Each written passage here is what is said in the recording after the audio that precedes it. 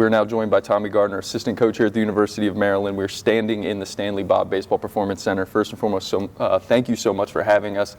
I want to ask you to start here on the offensive side. How do you guys kind of go about individual development while keeping within a team philosophy? Yeah, for sure. Well, I want to thank you for coming here so we can showcase what makes University of Maryland so special, and everything that we do starts with the player development piece and the motor preference.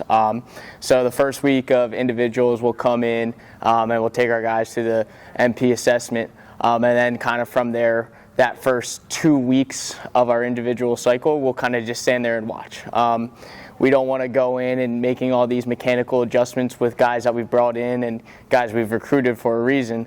So that first 2 week period is just to kind of see where they're at, see how they're adjusting to seeing some more spin, seeing some velo off of the machines, and then from there we kind of watch how they're moving, and then we will give them their individual drill set based off of the needs and the constraints that the individual needs. So it's kind of a two-part thing where inside, it's a lot of constraint-based drills that we're doing with our guys, really tailored to getting them to move in profile without having to think. We're not overwhelming them with different cues and different feels. We kind of give them the drill to have them moving the right way properly in profile, so it takes out the thinking of a baseball player. A lot of the times, guys will come in here and try to tinker too much, and they will start moving ways that their body shouldn't move.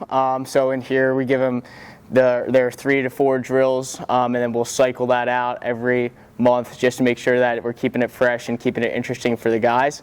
So that's what we'll do in here, and then once we face to our outside portion of hitting, that's really tailored to the team and tailored to our identity as a baseball player and how we're going to maximize our offense and score a lot of runs. Are you guys then putting guys into kind of buckets based on movement and how they're moving? Are you putting guys in buckets based on what they need to improve upon? Kind of walk me through how you guys are separating and building those individual development plans for each guy. Yeah, absolutely. So it kind of starts off with the warm-up. So our aerial guys and our terrestrial guys have 2 different warm-ups, just priming their bodies for whether they need more flexion and more fluidity, or guys who prefer more extension. So everything starts with that warm-up, and then everything after that is tailored to whether they're a horizontal mover or whether they're a vertical mover or axial versus large. Everything is tailored to the individual. So I wouldn't say necessarily we are bucketing guys. We are trying to find their strengths and really accentuate that through the movements, the constraints, the drills, and the cues. When you're evaluating guys, are you taking what they do well and moving that forward, or are you looking at what maybe they don't do so well and trying to improve upon that? Yeah, absolutely. I think you look at both. So being able to see all of their swings in here versus how they are moving outside to how they are moving in our games once we're facing live arms. You can see how they're moving when they're moving really well and what they're doing when they're struggling. So a lot of it just starts with timing and the swing decision component. So we tell our guys every single rep that we are taking in here, if you're not on time, you can't assess the swing. And if you're not swinging at a good pitch, then you can't assess the swing. If both answers are yes, you're on time, and yes, you swung at a good pitch, then we can go into evaluating, hey, what went wrong with our movement? But when it comes to evaluating their strengths and weaknesses, we always go towards the strengths first, and then we start to hammer out the weaknesses, whether it's a certain location that will require more focus, changing their chin angle based off of where their vision is, and then kind of move from there.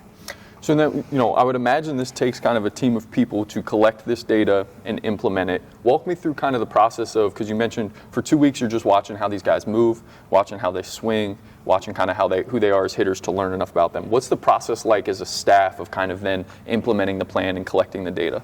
Yeah, absolutely. So we have a great analytical team that helps us pull the video and pull the data on most of our guys.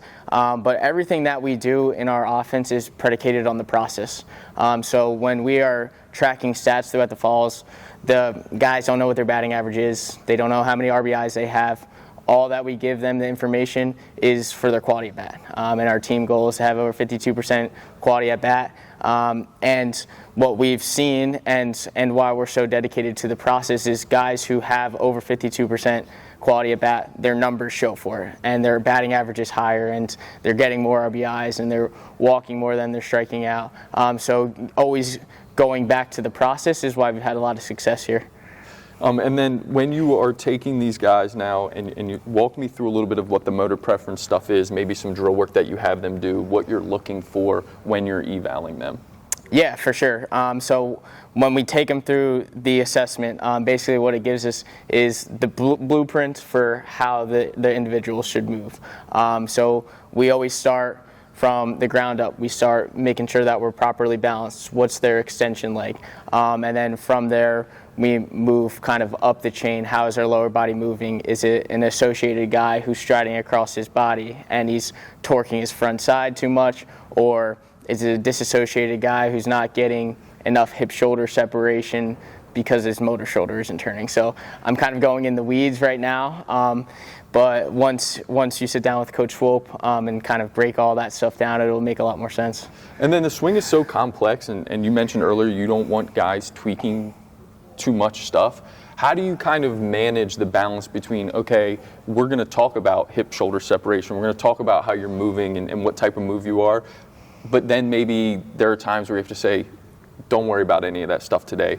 You don't need to be tweaking. You're just in a rut. We need you to swing through it. How do you kind of go about making that decision and thinking about those types of things? Yeah, we tell them once they're outside and once we're in a game setting, we don't talk about the swing at all. We talk about, were you on time? Did you swing at a good pitch? And go in there and compete. And all we're trying to do is stack quality at bats throughout the game. And then there's going to be days where your swing doesn't feel great. But how can you will yourself to go out there and get 2 or 3 quality at bats for the team? So everything that we try to do with the process is getting them back to that. Obviously, we're going to talk about the swing a lot and the mechanic a lot. But if you're not on time and you don't swing at a good pitch, then we can't assess anything with the movement.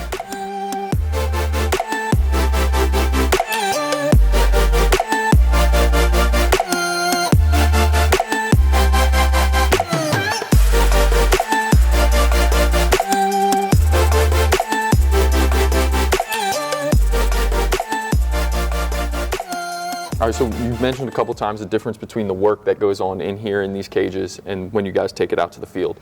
Walk me through some of the specific movement-based stuff that you guys are doing in here to kind of get them into the path you want them to be in. Yeah, absolutely. So some of the stuff that we're doing, they might only take 10 to 15 normal swings inside the cage. Everything else, we're doing their drill sets, and we're also doing their drill sets off of challenging machines, different spin. So for example, you'll see today a lot of our aerial guys and our associated guys, they'll all swing with the PVC pipe in front of their feet. And that's for them to land at an open 45 so their hips are clear and their shoulders can fire through and rotate. So an associated guy should have less than 30 degrees of hip-shoulder separation when they're going to go rotate. So by just putting that constraint there, it's naturally going to have them land at that open 45.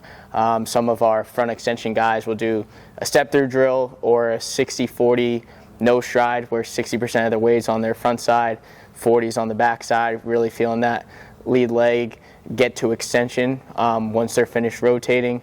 We'll do a lot of mini ball work. So we'll have our guys hold a squishy ball underneath their right arm, and they're just going to swing normally. If the ball drops, it drops, but that's just to keep their hands more axial, closer to the center of their body.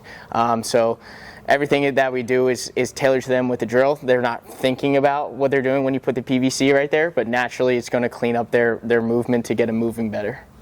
And then, you mentioned, again, like you said earlier, you want these guys to be able to not think about anything when it's game time, right? When it's go time, you're doing that. But you are doing so much of this drill work, of this movement stuff. How do you then create, maybe in a practice setting, some challenging environments so that they can just clear their head and think about, hey, it's time to go, it's time to compete? Yeah, every day when we're outside, we'll always finish with a competition. And that's just for them to pour the energy into their teammates and go in there and execute what your role is called upon. So the games outside, we kind of get creative and we vary what we do from day to day, so we're keeping it fresh.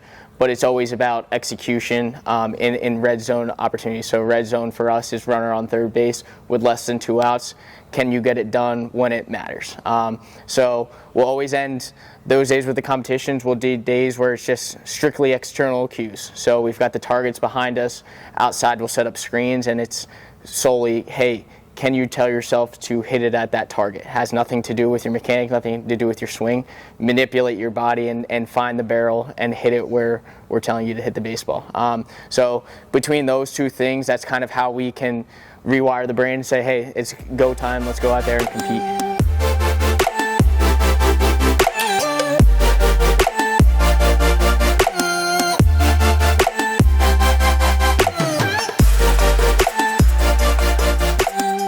All right, you've mentioned a couple of times as we've been talking about swing decisions, making sure we're making the right decision in the box. What is this tool, and how does that help with swing decision? Yeah, so this is a V-Flex. We'll use this for every single front toss rep that we're getting. Same with live arm BP. So basically what this does is your brain is subconsciously going to complete this circle at the top and then create a triangle with these two lines coming down.